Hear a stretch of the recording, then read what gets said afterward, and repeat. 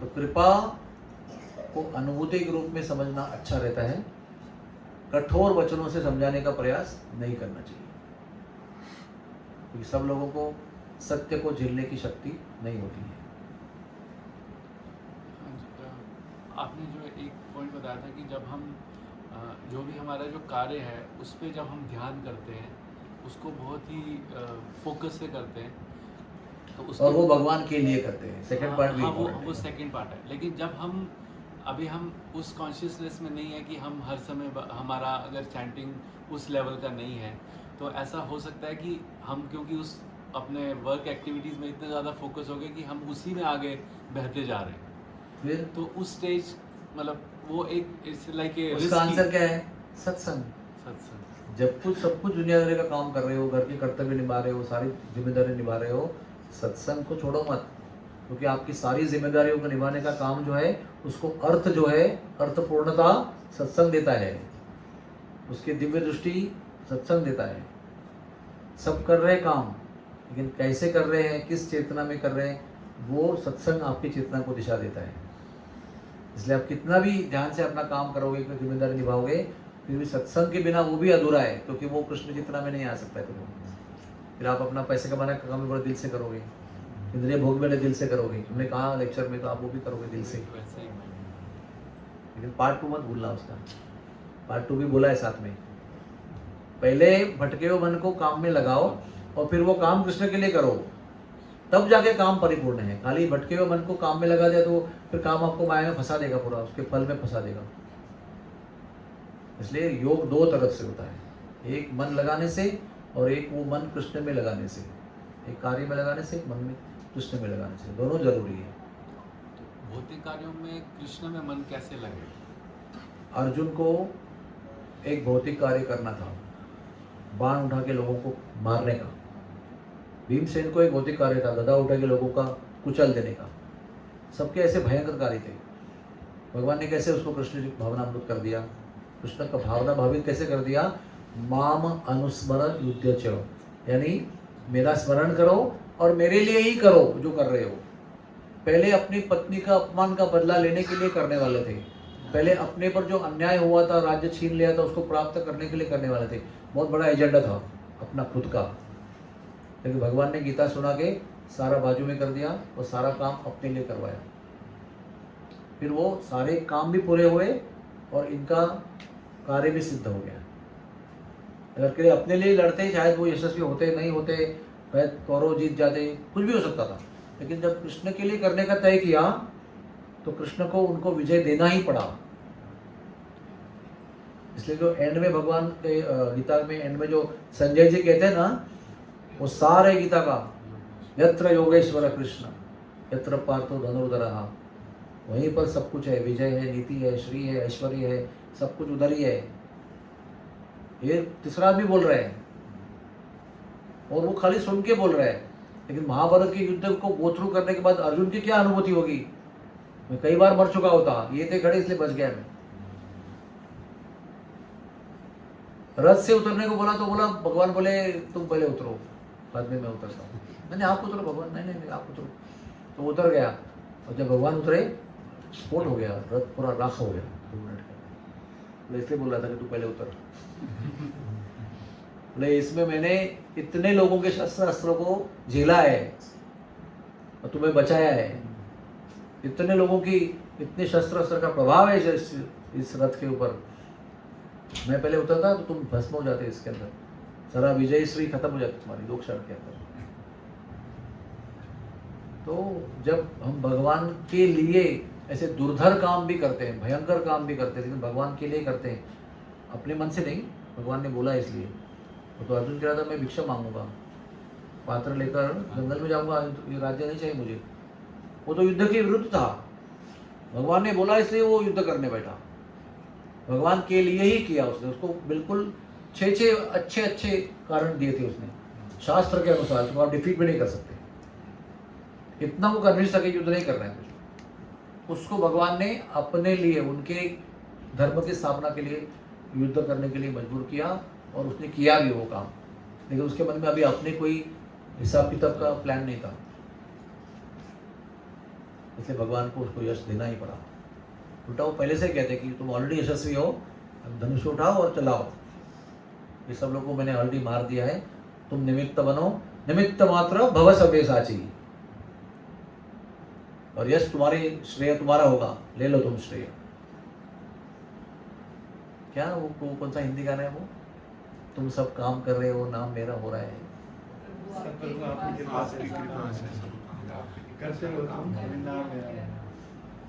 यही भगवत गीता है, करते हो सब तुम लेकिन नाम मेरा हो रहा है। अपने को ना प्रोजेक्ट एक ही करना है, वो निष्ठा को प्राप्त करना है कि भगवान मालिक है, सब कुछ देख रहे हैं, उतना निष्ठा को प्राप्त करो और कुछ करने की जरूरत नहीं। ये सब वो करते हैं, हम लोग उसको स्वीकार करने में इतना कुछ कचराते हैं ना, फिर बाद में हम लोग को भी इतना मेहनत करनी पड़ती है। एक बार स्वीकार कर लो बस, जो भी हो रहा है उनकी इच्छा से हो रहा है, ज़्यादा तड़को भी मत, ज़्यादा खुश भी मत हो जाओ। Don't become elated, don't become depressed, just be happy in Krishna consciousness. क्योंकि वो ना आतुर है आपके जीवन का चार्ज लेने के लिए, he is eager to take charge of your life. जितना हम लोग उनको देने के लिए ईगर नहीं, उतना वो लेने के लिए ईगर है, लेकिन वो इंटरफेयर नहीं करते, इसलिए वो बोलते ठीक है बाबा जब मर्जी हो तब आ जाना। हाँ माता जी आपका प्रश्न था, पीछे मुझे पहले हाथ पड़ गया। स्नेह माता जी, शांता राधा देवी। आपने वैष्णव अपराध के लिए बोला था कि हमें वैष्णव अपराध नहीं करो, तो इसको मतलब वैष्णव अपराध को हम किस सीमा तक समझे कि कोई अगर जैसे हमारे लिए बार बार कर रहा है तो हमें उसको सहना चाहिए या उसको रिएक्ट करना चाहिए, या मतलब अभी आप एक बहुत जनरल सवाल कर रहे हैं, कोई स्पेसिफिक प्रसंग को लेकर नहीं पूछ रहे ना, जनरल, तो मैं भी जनरली जवाब दूंगा। बेस्ट वे, वैसे दुविधा होती है कितना सहे और कितना नहीं सहे, कितना जवाब दे। जैसे भगवान भी अर्जुन को बोल रहे हैं मार उनको, अभी बहुत हो गया, अभी मार उस दुर्योधन को मार, ये कर्ण को भी मार दे, अभी बहुत ज़्यादा फिलोसफी मत सुनाना मुझे आप कि वो शस्त्रहीन है, रथहीन है, अभी मार उसको। तो भगवान थे उसके डायलेमा को सॉल्व करने के लिए, है ना। उसकी दुविधा थी ना, अभी कैसे मारूं इसको, वो भी वीर है, मैं भी वीर हूँ, मैं क्षत्रिय हूँ, वो भी क्षत्रिय, मतलब युद्ध में सामने खड़े हैं, तो युद्ध का नियम पालन करना, मेरा भी गौरव कम होगा, मैं मारूंगा तो दुनिया चीत करेगी। लेकिन उसने भगवान का सहारा लिया उस समय। तो हमारे जीवन में बहुत दुविधा आती है, कभी कभी हमारे ऊपर होने वाले अपराध भी असह्य हो जाते हैं, क्षमता के बाहर, सहन शक्ति के परे चले जाते हैं, चलते उठा के काट दूँ सर उसका, यहाँ तक चले जाते हैं। उस समय क्या करना है, ये हमेशा वैष्णवों को जाके पूछना चाहिए। क्योंकि हमारा मन जब भी किसी वेग में रहता है, क्रोध के वेग में या गुस्से के वेग में या और किसी दुख के वेग में रहता है, तो हम कभी भी अच्छा काम नहीं कर सकते।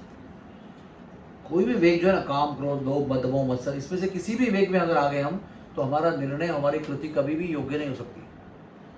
तो जब भी हम इस वेग में हैं, वो सत्य है कि मैं अभी क्रोध में हूँ, तो उसमें कभी भी कुछ निर्णय लेकर काम नहीं करना चाहिए, पेशेंटली एडवाइस लेकर ही करना चाहिए।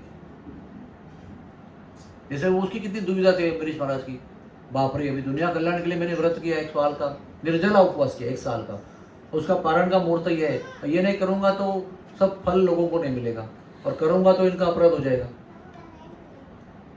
तो उन्होंने अपने आप निर्णय नहीं लिया, साधुओं को पूछा, और फिर जो भी किया वो किया, उसका फल भी उन्होंने भोगा। ये नहीं बोला क्या महाराज आपने ऐसा बोला, देखो कैसा हो रहा है, अभी और राक्षस को निकाल के मेरे को मारने को प्रयास कर रहे हैं, आपने तो कहा था ना ऐसे करो करके, आपके लिए मैं मर रहा हूँ, ऐसे भी नहीं बोला। एक्सेप्टेंस कंप्लीट था उनका, advice taken is complete sir acceptance. उस पर कोई वाद विवाद, कोई चर्चा, कोई गुस्सा, कोई रिएक्शन नहीं उसके ऊपर। मैंने accept, I accept, I am not getting agitated. उसका परिणाम मृत्यु भी होगा तो भी मैं रेडी हूँ, मैं आपकी सलाह पूरी फॉलो कर रहा हूँ। तो इसी प्रकार से आपके ऊपर कोई अपराध करता है, कोई कष्ट होता है, आपकी सहनशीलता के बाहर चला जाता है, तो आप थोड़ा लंबा सांस लो, तो किसी भक्त का सहारा लो, उनको पूछो और फिर करो। क्योंकि उस समय आपको एक प्रार्थना और करनी चाहिए। समझो आपको जो चाहिए वो भक्त अवेलेबल नहीं है, समझो उस टाइम पे, और कोई दूसरे भक्त अवेलेबल है जो आपको अभी उतना नहीं चाहिए जितना, आपको भगवान से प्रार्थना करनी चाहिए, जिनको मुझे पूछना है, जिनको मेरी पूरी निष्ठा है मेरी, वो नहीं अवेलेबल है, ये वक्त अवेलेबल है। अभी भगवान, मैं आपसे प्रार्थना करता हूँ, इसके मुख से आप बोलो, अब मुझे गाइडेंस दे दो। फिर भगवान उस भक्त से आपको गाइडेंस देंगे और वो पूरी निष्ठा के साथ में आपको फॉलो करना है, जो भी भले आपको अप्रिय हो। मुझे मेरे गुरु महाराज ने निष्पाप होते हुए भी कुछ लोगों के सामने दंडवत करने को बोला था, और मैंने बोला महाराज मेरा कुछ दोष नहीं इसके अंदर। महाराज बोले मैं पूरी तरह जानता हूँ कि आप पूरी तरह निष्पाप हो, लेकिन फिर भी मेरा आदेश है जाके चरण छुओ उनके। और वो प्रभु भी नहीं, माता जी थी, तो मैं साष्टांग दंडवत प्रणाम किया। महाराज ने दिया हुआ स्क्रिप्ट डायलॉग पूरा बोला। तो कभी कभी वो सलाह भी आपको प्रिय नहीं होती है, आपके लिए बहुत कष्टमय होती है, लेकिन अगर आपने श्रद्धा से सलाह ली हुई है तो आपको वो कष्ट वाली भी सलाह पालन करनी होगी।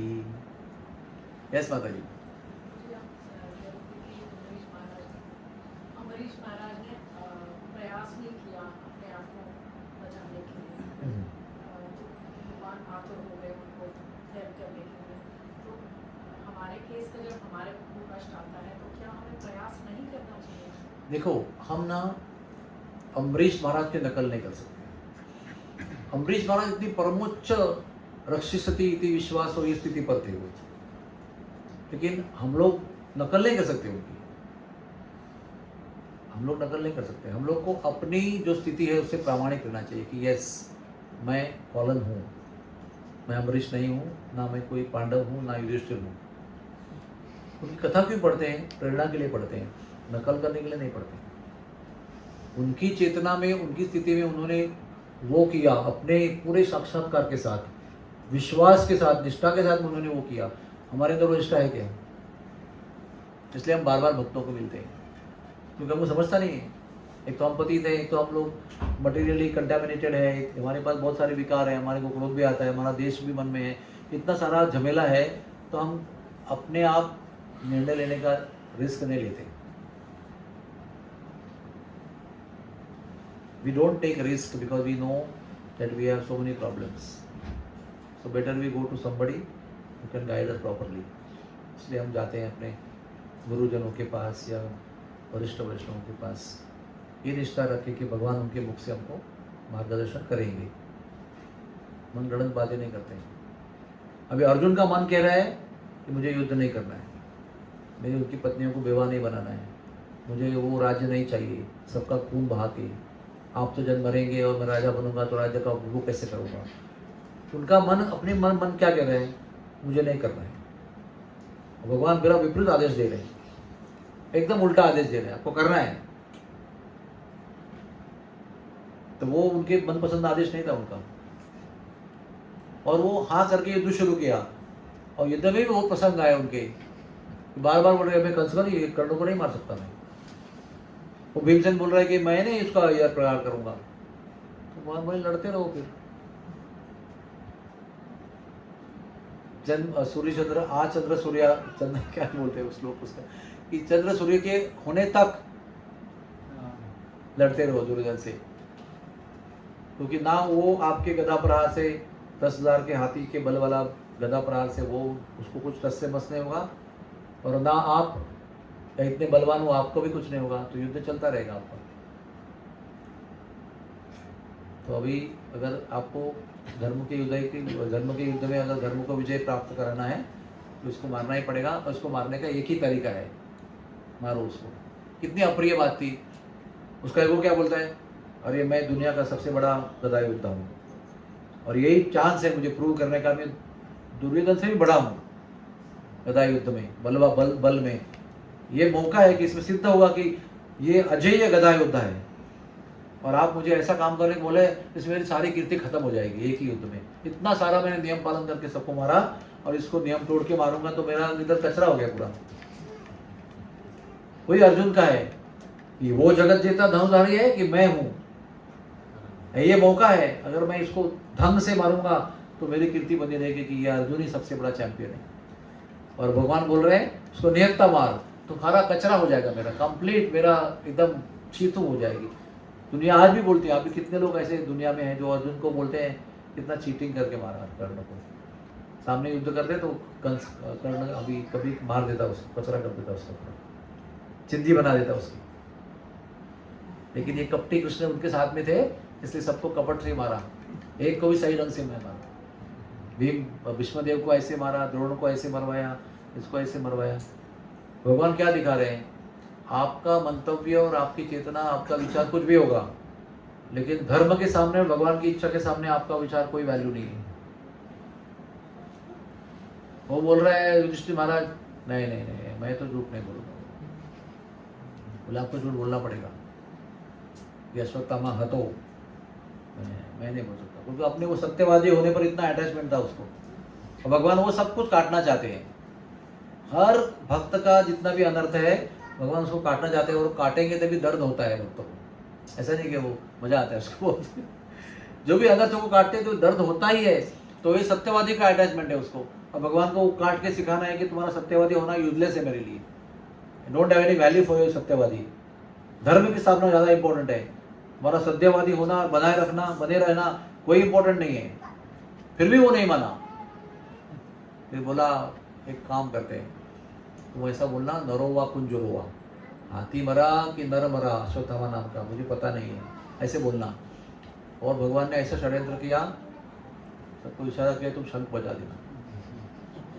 तो बड़ा रिलक्टेंटली युधिष्ठिर महाराज गए और द्रोण के सामने बोले अश्वत्थामा हाथो, अश्वत्थामा मर गया है। और आगे का वाक्य बोलने के पहले भगवान ने इतने शंख बजाए कि द्रोणाचार्य को सुनाई नहीं पड़ा, नरोवा कुंजरोवा। तुरंत अपना उसी समय पर दुष्टद्युम्न ने आके सर काट दिया उसको। तो क्या दिखाया भगवान ने?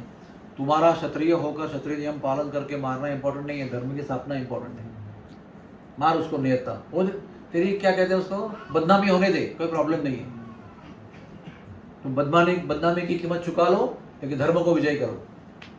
तुम सत्यवादी को त्याग कर दो, धर्म को विजय कर दो। हर जगह यही दिखाया उन्होंने। और लास्ट में भीमसेन वो भी तड़प रहा है बेचारा, अभी वर्ल्ड चैंपियन होने का मेरे को खिताब मिलने वाला है, और भगवान बोले जगह पे मार। तो फिर मारा। उसका परिणाम क्या हुआ? बलराम जी गदा निकल के लेके आए, अभी मारता हूँ भीम को। हाँ, ऐसे युद्ध करते हैं। भगवान नहीं होते ना, उधर भीमसेन की मृत्यु निश्चित थी। और बलराम जी तो युद्ध में थे नहीं कि युद्ध में क्या क्या हुआ समझाने के लिए। तो हमारे परम संरक्षक कृष्ण भगवान भाई, भैया जरा एक मिनट रुको, तो इतने धर्म की बात करते हो, तुम्हें पता नहीं है इन्होंने अभिमन्यु को कैसे मारा था? अच्छा, मुझे पता नहीं था। ये कैसे मारा इसको? 6 आदमी ने मिलके। तो गदा नीचे कर दी, बड़ा दुर्योधन मर तो अभी, जो तो भगवान ने कहा उसको तो मरना ही था, इतने सारे पाप किए, आपने कहाँ देखे? इतना धर्म की बात कर रहे हो आप, अभी लास्ट मोमेंट पे आए, पहले तो भाग गए थे ना। जब ये मौका आया कि इसका पक्ष लेने का, तो आपने पूरा, हमारे भाषा में कैसे बोलते, कल्टी मारा ना आपने पूरा। चले गए आप, तीसरे रास्ते चले गए कि ना इधर जाऊंगा तो यहाँ जाऊंगा तो दुर्योधन प्रिय है, वहाँ जाऊंगा तो पांडव भी प्रिय है, तो दोनों को मैं बीच में क्यों पढ़ना चाहता हूँ? चले गए ना आप, आपने उधर बीच में भाग नहीं लिया, हमने भाग लिया उसके अंदर, तो सारा गो थ्रू हमने किया है। और अभी आप आए हो और आपको धर्म की बातें सुना रहे हो। जब अभिमन्यु की मृत्यु तभी कहाँ थे आप? तो कुछ बोल नहीं पाए, अभी बच गए। उसके बाद भी भीम मरने वाले थे, क्योंकि वो धृतराष्ट्र इतना जल रहा था अंदर से कि एक आदमी ने मेरे 100 पुत्रों को अकेले मारा। तो जब भी वो विदुर, धृतराष्ट्र और पांडु जब भी द्रोणाचार्य नहीं, द्रोणाचार्य दिसिंग ओनली ना, एनीवे, तो जो गुरुकुल में थे वो, तो एंड हो गया ना उनका, अभी उनका डिग्री क्या कॉन्वोकेशन चालू है, तो उसमें वो जो भी है, शायद द्रोणाचार्य होंगे, उन्होंने बोला कि ये जो पांडु है ये कमज़ोर रहेंगे लेकिन बहुत बड़े वीर होंगे।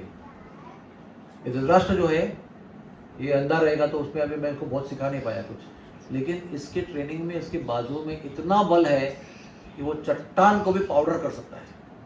कोई पहाड़ उसको देंगे ना तो हाथ से उसको पाउडर कर सकता है। और ये विदुर तो क्षत्रिय नहीं, दासी का पुत्र है, तो उसको मैंने शास्त्र विद्या सिखा नहीं पाया मैं, लेकिन शास्त्रों में इतना पंडित है कि इससे ऊपर आपके राज्य में कोई पंडित नहीं होगा। उसकी सलाह हमेशा परफेक्ट होगी, कभी भी कुछ भी हुआ तो उससे सलाह करना।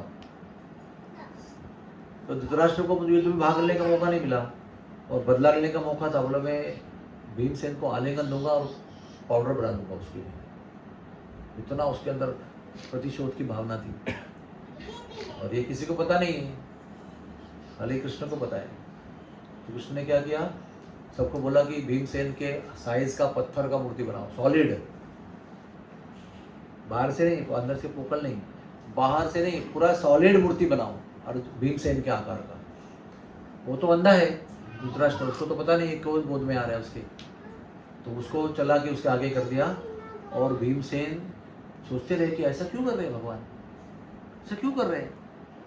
युद्ध समाप्त हो गया, वो आशीर्वाद देने के लिए गले मिलने वाले हैं। चलो रुको जरा, देखो क्या होता है। वो तो अंधा था, आइए भीमसेन, भीमसेन आपको गले मिलने आ रहे हैं। तो ऐसा दबाया ना, पूरा पूरा मूर्ति को पाउडर बना दिया। सारा तो द्वेष था, उसका वेग था ना प्रतिशोध का, वो सारा पाउडर पन में लगाया, फिर शांत हो गया। फिर भगवान ने भीमसेन को भेजा, जा अभी मिल उसको। और उन्होंने भी क्षमा मांगी कि मैं तुम्हें कुचलना चाहता था, तुम्हारी पाउडर बनाना चाहता था। तो अभी भी मर जाता भीमसेन, सबके सामने मर जाता।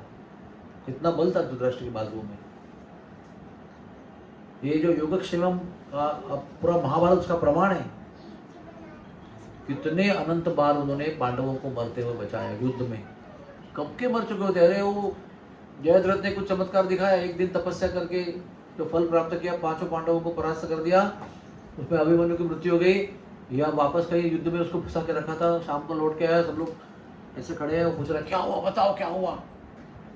तो उन्होंने बहुत देर तक बताया नहीं, बाद में बोला कि तुम्हारे अभिमन्यु का ऐसे वध किया, ना देखा ताव ना देखा आओ, तुरंत प्रतिज्ञा कर लिया, कल सूर्यास्त से पहले अगर मैं जयद्रथ का वध नहीं किया तो मैं अग्नि में प्रवेश कर दूंगा। भगवान बोल रहे अरे भैया क्यों प्रदक्षिणा करो, क्यों प्रतिज्ञा करते रहते हो। उनको इतना क्या, क्षत्रियों को इतना चाव है, इतना बड़ा मेहनत करके युद्ध करवाया, अभी तुम्हारे उसके हाथ में ऐसा तुम रेडीमेड विक्ट्री दे रहे हो, क्या जरूरत है तुमको वैसा सब प्रतिज्ञा करने की।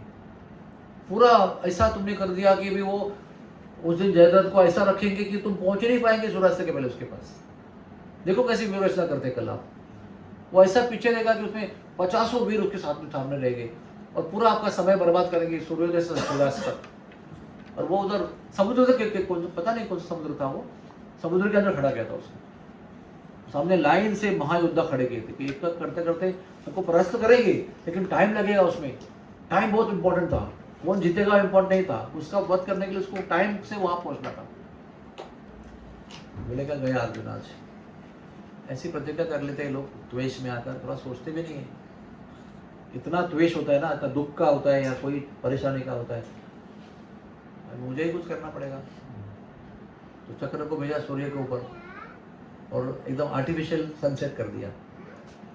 तो सनसेट करते ही सारा व्यू छोड़ के सब लोग सामने आ गए और हंसते हंसते वो भी सामने आया जो लास्ट में था।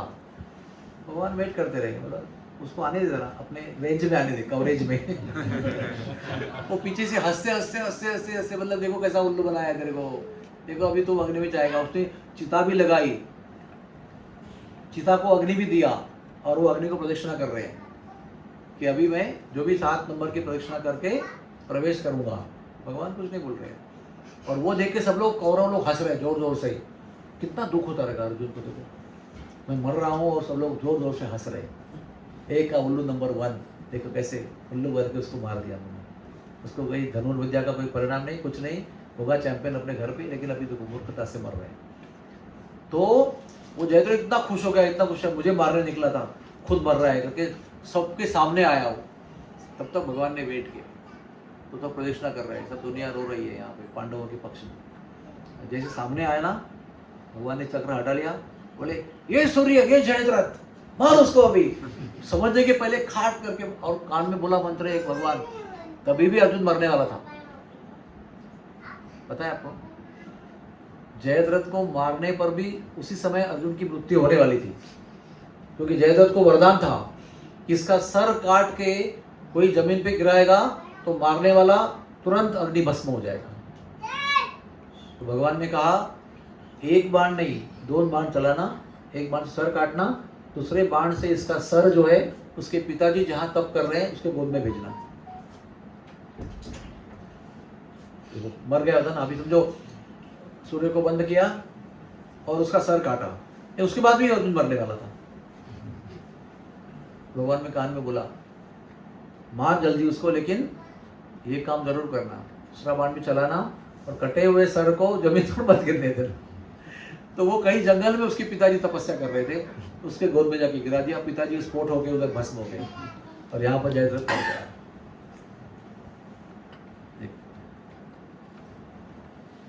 यही अभिमन्यु के प्रसंग में जब कैसे भगवान ने क्षेम रखा उनका योगक्षेम। अभिमन्यु के प्रसंग में जैसे उनको पता चला कि ऐसे ऐसे अभिमन्यु का वध हुआ, तो बोले तुम लोग 4 महारथी थे, क्या कर रहे थे तुम लोग? महाराज युधिष्ठिर, भीमसेन, सब लोग थे तुम लोग। तो बोले हम सब लोग परास्त हो गए। तो उन्होंने ना युधिष्ठिर को बहुत गाली दी उधर, पुत्र शोक से बहुत अपशब्द उच्चारण किया, मन का भड़ास निकाला, है ना। तुम लोगों के होते हुए मेरा पुत्र मरता है, तुम लोग क्या करते हो? मुझे कहीं फंसा दिया, मैं तो आके खुद तोड़ता था उसको, चक्रव्यूह। तो जैसे ही युधिष्ठिर का पूरा दिल भर के निर्भत्सना किया, फिर तलवार निकाला अपना। तो कृष्ण बोल रहे अभी क्या हो गया? बोलता मैंने प्रतिज्ञा किया है कि मेरे भैया का जो भी अपमान करेगा उसका मैं सर काटूंगा, इसलिए मुझे अपना सर काटना होगा, क्योंकि मैंने भैया का अपमान किया। ना तुम लोग क्षत्रिय लोग बहुत मजेदार होते हो, हर चीज के लिए एक प्रतिज्ञा है तुम्हारी। क्या करे तुम लोगों को? जरा सा कुछ हो गया प्रतिज्ञा, जरा सा कुछ प्रतिज्ञा। तब बोले क्या करें, अभी तो प्रतिज्ञा लिया है, पालन तो करना ही है। क्षत्रियों का जीवन प्रतिज्ञा के पालन के बिना नहीं हो सकता है। बोले काम करो। युधिष्ठिर को बोला कि तुम अभी उसको गाली दो, बहुत कठोर शब्दों का उच्चारण करो, उसका पूरा अपमान करो। और क्या होता है उसका अर्थ? क्षत्रियों का जब भी अपमान होता है वो मृत्यु से भी बढ़कर होता है। तो तुम उसका जब भी अपमान करोगे तो वो अर्जुन के मृत्यु से भी बढ़कर होगा। मृत्यु क्या? मृत्यु से बढ़कर होगा। तो फिर पहले इसने गाली दिया, बाद में उसने गाली दिया, मैटर पिट्टम फट हो गया, दोनों बच गए। ऐसे महाभारत के 18 दिन में ये कई बार मर जाते हर एक व्यक्ति। एक भीष्मदेव काफी थे खत्म करने के लिए। ऐसा भड़काया दुर्योधन ने उनको कि तुम है ना ऐसा फेवरेबल युद्ध कर रहे हो, तुमको तो मारना है नहीं उनको, मैं देख रहा हूँ, मैं आंखों देखा हाल बता रहा हूँ कि तुम ऐसा खाली माइल्ड युद्ध कर रहे हो, ऐसा खेल खेल रहे हो उनके साथ में, मुझे उनका वध चाहिए। तो इतना उनको भड़काया अपशब्द उच्चारण करके। तो वो भी क्षत्रिय थे भीष्मदेव, बोले कि ये लो 5 बाण, इससे मैं कल 5 का वध करूंगा, उसको अंदर ले जाओ। तो कृष्ण को मालूम पड़ा, ये बोला ये पांडव विश्व प्रतिज्ञा है। वो विश्व प्रतिज्ञा मतलब दुनिया जानती है, स्वर्गलोक में भी उनकी पहचान है कि प्रतिज्ञा क्या होती है इनकी। तो गए तुम लोग, तो क्या सब लोग जाके तंबू में सो गए और कृष्ण रात भर जग रहे हैं, उनको नींद नहीं आ रही है, उनको पता ही नहीं है, कृष्ण को पता चल गया, तो रात भर जग रहे हैं। रात को जाके बीच रात में जाके द्रौपदी को उठाया, नहीं पहले अर्जुन को उठाया, बोले क्या हो गया, चल मेरे साथ। और अर्जुन को लेकर दुर्योधन के तंबू में लेके गए और बोले अर्जुन दुर्योधन को दंडवत प्रणाम करना है। क्या बोला मैंने? दंडवत प्रणाम करना है। ओके, पूछना नहीं क्यों ऐसा बोल रहे हो। और प्रणाम करके वो बोलेगा वत्स, मेरी छोटा भाई ना, आशीर्वाद मांगो। तो वो आशीर्वाद मांगेगा, बोलेगा तो बोलना वो 5 बाण दे दो। और वो लोग इतने अच्छे थे लोग उस समय के कि युद्ध होने के बाद शाम को फ्रेंड्स थे, डिनर भी साथ में करते थे, बहुत सारी चीज़ करते थे। तो जब ऐसे ही कृष्ण लेकर आए अर्जुन को, तो दुर्योधन बड़ा प्रसन्न हो गया कि अनुज भ्राता आया, और दंडवत किया ऊपर से तो और प्रसन्न हो गया। बोला अनुज भ्राता क्या चाहते हो? तो बोले 5 बाण दे दो। तो दुर्योधन बड़ा चालू था, जब भीष्मदेव ने प्रतिज्ञा किया और 5 बाण बोले मेरे पास दो, रात में प्लान बदले होगा तो पता नहीं आपका, मैं सुबह आपको दूंगा ऑन ड्यूटी। तो अपने पास रखे थे। तो भगवान ने ये चक्र चला के वचन दिलवा के उसको बाण दे दिया और बाण नष्ट किए गए, ठीक है, तो वहाँ बच गए। फिर रात, ये सब रात चली गई उसके अंदर, फिर सुबह का समय आया, ब्रह्मा मुहूर्त शुरू हो गया। तो युद्ध के समय में भी सब लोग बैठ के भजन करते थे, ब्रह्मा मुहूर्त में जब करते थे। तो भीष्मदेव सुबह ही ऐसे अंधेरे में आधी आंखें मूंझकर भजन कर रहे हैं भगवान का। द्रौपदी को जगाया, इसको तंबू में भेजा तो सो जा भी तो एक काम तेरा हो गया। द्रौपदी को बुलाया और द्रौपदी को बोला चल मेरे साथ। बोले कहाँ ले जा रहे प्रभु आप? कुछ बोलो मत, अभी साथ में चलो, मैं बताता हूँ बाद में क्या है। तो द्रौपदी अपना पादत्राण है ना, जूता पहन के चल रही है।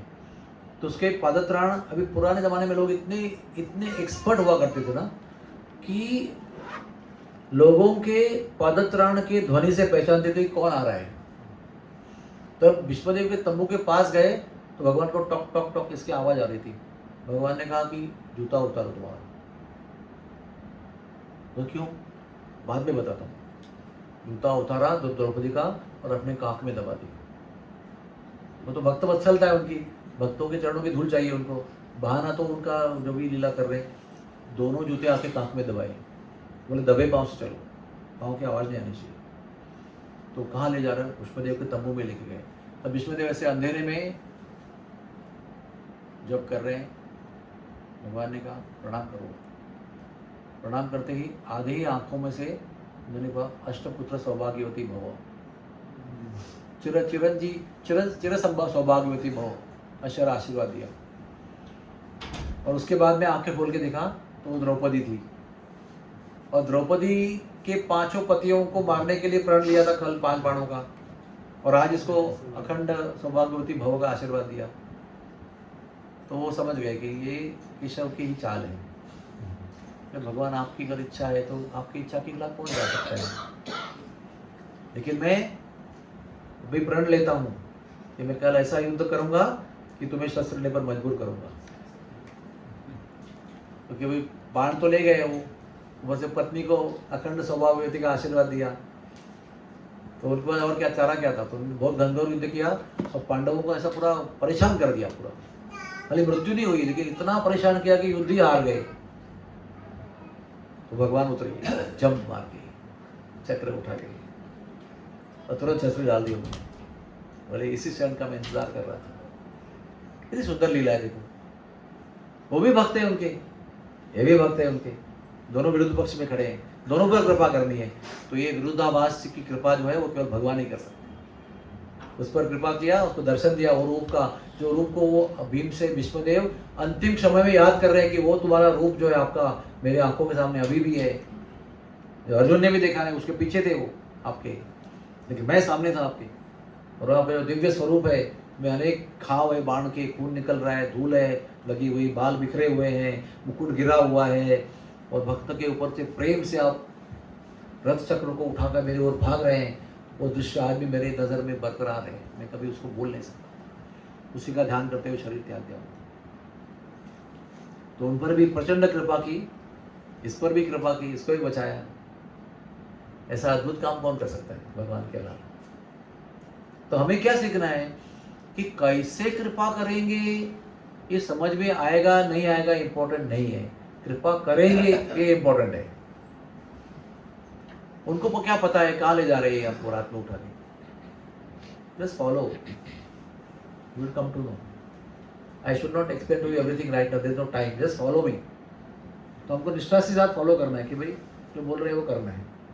बाद में समझ में आया कि उनका क्या ट्रिक था। नहीं तो ये कभी के कई दिनों के पहले कई बार हार चुके होते महाभारत का युद्ध, और दुर्योधन का राज्य होता विश्व के ऊपर, वही सम्राट बनता।